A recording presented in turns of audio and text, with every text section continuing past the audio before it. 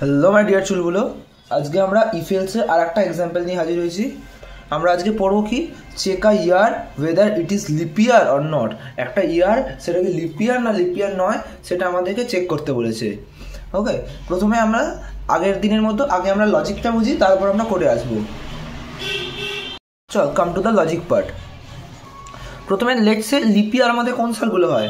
Let's say আমাদের lip ইয়ার কি, lip ইয়ার ধর 2004 তো আমাদের লিপ ইয়ার, বল 2004 লিপ ইয়ার। লিপ ইয়ার কখন হয় না, যখন সালটাকে 4 দিয়ে ভাগ করা যায়। আমরা যদি 2004-কে লিপ ইয়ার কখন না, যখন 2004-কে 4 দিয়ে ভাগ করা যায়। তো আমরা যদি 2004-কে 4 দিয়ে ভাগ করি, যদি 4 ভাগ 2004 করি, তাহলে কি হবে, 4 5 20, 0 0 4 4 নামলো, 4 1 4, তাহলে রিমাইন্ডার ইজ 0, মানে তাহলে এটা 4 দিয়ে ডিভিজিবল, 2004 দিয়ে ডিভিজিবল। আবার সেমভাবে আমরা দেখতে পারি 2004 যেটা, সেটা 100 দিয়ে ডিভিজিবল নয়, 100 দিয়ে ডিভিজিবল নয়। আমরা যদি 100 ভাগ 2004 করি, 100 ভাগ 2004 করি, তাহলে কি হবে, 100 দুগুণে 200, 4 নামলো 2, 0টা এখানে বসলো, তাহলে 4 ইজ রিমাইন্ডার, মানে 2004 100 দিয়ে ডিভিজিবল নয়। এটা হচ্ছে একটা লিপ ইয়ারের কন্ডিশন। আর যদি আমাদের সেঞ্চুরি লিপ ইয়ার হয়, লেটস সে লাইক 2000 কি হবে, 2000 আমাদের যদি সেঞ্চুরি ইয়ার হয়, আমরা জানি লিপ ইয়ার হতে গেলে, সেঞ্চুরি ইয়ার হতে গেলে 400 দিয়ে ভাগ যেতে হয়। 400 দিয়ে ভাগ গেলে অবভিয়াসলি 4 দিয়ে যাবে, সেটা আমরা বুঝতেই পারছি। যদি 400 দিয়ে ভাগ যায়, তাহলে 400 5 2000, মানে সেঞ্চুরি লিপিয়ার হলে সেটা 400 দিয়ে ডিভিজিবল। বুঝতে পারা যাচ্ছে, মানে আমাদের লিপিয়ারের দুটো কন্ডিশন। যদি নর্মাল লিপিয়ার হয় তাহলে সেটা 4 দিয়ে ডিভিজিবল, 100 দিয়ে ডিভিজিবল নয়। আর যদি সেটা সেঞ্চুরি লিপিয়ার হয় তাহলে সেটা 400 দিয়ে ডিভিজিবল, সেটা 400 দিয়ে ডিভিজিবল। ওকে, এবার চলে আসে আমরা কোডের পার্টে। আমাদের প্রথমে আমাদেরকে কি করতে হবে না, ইনপুট নিতে হবে ইয়ারটাকে, ইউজার ইয়ারটা কত ইউজার ইনপুট দেবে সেটা আমাদেরকে ইনপুট নিতে হবে। চল আগের দিনের মতো আমরা যেমন করে নাম্বার ইনপুট নিয়েছিলাম, তেমনভাবে আমরা ইয়ার ইনপুট নেবো। Process is remain same. Let's say আমরা ভ্যারিয়েবলটাকে ধরছি ইন্ট ইয়ার ওয়াইআর। এটা কুছ ভি ধরতে পারিস, variable name is all up to you, কুছ ভি ধরতে পারিস। আমরা ডিসপ্লে করতে চাই প্রিন্টএফ এন্টার ইয়ার, ইউজার একটা ইয়ার ইনপুট করবে। ওকে, নেক্সট আমরা ইয়ারটাকে ইনপুট নেব স্ক্যানএফ %d, কার মধ্যে নিতে চাই, এই ওয়াইআর ভ্যারিয়েবলটার মধ্যে, %ইয়ার। ওকে, তাহলে আমাদের ইয়ারটা ইনপুট নেওয়া হয়ে গেল। এবার আমাদের কি চেক করতে হবে, ইফ আমাদের যে ইয়ারটা সেটা কি যদি সেঞ্চুরি লিপ ইয়ার না হয়, তাহলে 4 দিয়ে ডিভিজিবল যাবে এবং 100 দিয়ে ডিভিজিবল যাবে না। 4 দিয়ে ডিভিজিবল যাবে এবং 100 দিয়ে ডিভিজিবল যাবে না। আমাদের যখন আমরা অপারেটর শিখেছিলাম, আমরা বলেছিলাম যে যদি দুটো কন্ডিশনই স্যাটিসফাই করতে হয়, তাহলে আমাদের একটা লজিক্যাল অপারেটর ইউজ করতে হয়, সেটাকে বলে logical and.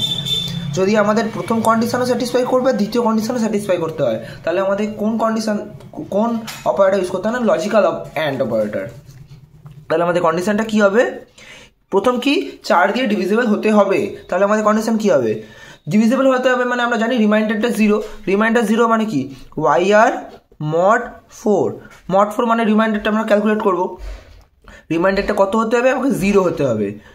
First condition, and আমাদের 100 দিয়ে ডিভিজিবল হওয়া যাবে না, তাহলে YR mod 100 not equal to 0। এই গেল তাদের ইফের কন্ডিশন। আমরা এখানে একটু এক্সপ্লেন করে দিতে চাই। প্রথম কন্ডিশনটা তো আশা করছি বুঝতে পারছিস, আমাদের আগেরটার মতোই অডিভেনের মতো, যে 4 দিয়ে ওয়াইআর mod 4 লেখা, মানে আমরা এখান থেকে রিমাইন্ডারটা পাচ্ছি, রিমাইন্ডারটা ইকুয়াল টু 0, রিমাইন্ডারটা ইকুয়াল টু 0। আমাদের ডবল ইকুয়ালস টু মানে আমরা আগের দিনও বলেছি, আবারও বলছি, ডবল ইকুয়ালস টু মানে হচ্ছে ইকুয়ালিং, আর single equals to is just assigning operator. একটা তো 4 দিয়ে ডিভিজিবল যাবে, আর একটা কন্ডিশন কি না 100 দিয়েও ডিভিজিবল যাবে না, 100 দিয়ে ডিভিজিবল যাবে না, মানে রিমাইন্ডারটা আমাদের 0 নয়। তাহলে ওয়াই আর মড 100 মানে আমাদের রিমাইন্ডারটা ক্যালকুলেট করবো, রিমাইন্ডারটা 0 নয়। আমরা লজিক্যাল অপারেটর যখন পড়েছিলাম আমরা জানি নট ইকুয়াল টু আমরা এরকম লিখতে হয়, ফার্স্টে একটা এই বিস্ময়বোধক চিহ্ন, then equals to, this is means not equals to. আমরা অপারেটরের সময় আমরা এটা বলা হয়েছিল not equals to, this is your not equals to, মানে এখানে রিমাইন্ডার যেটা বেরোচ্ছে রিমাইন্ডারটা নট ইকুয়ালস টু 0, রিমাইন্ডারটা নট ইকুয়ালস টু 0। আর মাঝে আমরা লজিক্যাল অ্যান্ড কেন ইউজ করছি? লজিক্যাল অ্যান্ড ইউজ করার কারণ হচ্ছে এই দুটো কন্ডিশন সাইমালটেনিয়াসলি স্যাটিসফাই করতে হবে। আমরা লজিক্যাল অ্যান্ডের ট্রুথ টেবিল আমরা দেখেছি, বা তোরা যদি আমাদের অপারেটার্সের ভিডিওগুলো দেখিস তারা আমরা এখন বলেছিলাম যে লজিক্যাল অ্যান্ডের কখন স্যাটিসফাই করে, এই ইফের কন্ডিশনটা কখন স্যাটিসফাই করবে, যদি দুটোই ট্রু হয়। লজিক্যাল অ্যান্ড মানে অ্যান্ড কখন ট্রু হয় না, আউটপুট কখন ট্রু হবে, যদি এটাও ট্রু আর এটাও ট্রু তবে একমাত্র আউটপুট আমার হবে ট্রু। যদি ট্রু আর ফলস হয় আউটপুট আমার হয়ে যাবে ফলস। যদি ফলস আর ট্রু হয়ে যায় তাহলেও আমাদের আউটপুট ফলস হয়ে যাবে, ফলস হয়ে গেলে আউটপুট ফলস হয়ে যাবে। একমাত্র চলবে যদি দুটো কন্ডিশনই সাইমালটেনিয়াসলি স্যাটিসফাই করে, তবেই আমার তোমার জিনিসটা চলবে। ওকে, আশা করছি বুঝতে পারা গেছে। তাহলে যদি এই কন্ডিশনটা স্যাটিসফাই করে then printf percentile d is leap year, percentile d is what, year, এই সংখ্যাটা হচ্ছে লিপ ইয়ার। আর একটা আমাদের লাগাতে হবে এলস ইফ, আর একটা আমাদের লাগাতে হবে else if. Else if is what, next condition কি, যদি ওটা সেঞ্চুরি লিপ ইয়ার হয়, কি হয় না সেঞ্চুরি লিপ ইয়ার হয়। সেঞ্চুরি লিপ ইয়ার হলে কি না 400 দিয়ে ভাগ যেতে হবে, 400 দিয়ে ভাগ যেতে হবে। আর যদি 400 দিয়ে ভাগ যাবে তাহলে তো 4 100 দিয়ে অটোমেটিক্যালি ভাগ যাবে, তাহলে আমাদের সংখ্যাটা কি 400 দিয়ে ভাগ যেতে হবে। তাহলে Y mod 400 equals to 0, then it is century leap year, then it is century leap year, printf percentile d is century leap year, century leap year. What is percentile d? That is year. Okay, আশা করছি বুঝতে পেরেছিস। If, তারপর if না চললে তখন চলছে আমাদের else if. Else ইফও যদি না চলে তাহলে এরপর আমরা এই পার্টটা লিখছি তলায়, এলস যদি দুটোই না চলে তখন কি হবে না প্রিন্টএফ